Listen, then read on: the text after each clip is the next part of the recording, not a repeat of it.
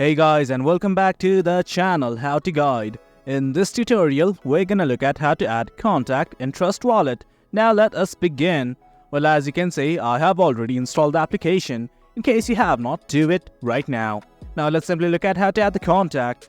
At the top left, you will see a setting button right here, right next to home. Click on it right now. Once you do, these things will open up. From here, as you can see, there are lots and lots of options. But right now, what we're gonna focus on is simply this address book. Click on it right now. Once you do, what you guys need to do is simply click on this add contact button here and just enter the wallet name. Once you do that, simply click on this add address button and add the address. I'm gonna do it right now. As you can see, I have entered the wallet name. Now I'm just gonna enter the address. I'm gonna click on it right now. Now what you guys need to do is simply select the token. I'm gonna select the token here and input my address. Once you guys do that, all you guys have to do is simply click on done. Do you know that you also have the option to scan the address? And guys, that is it.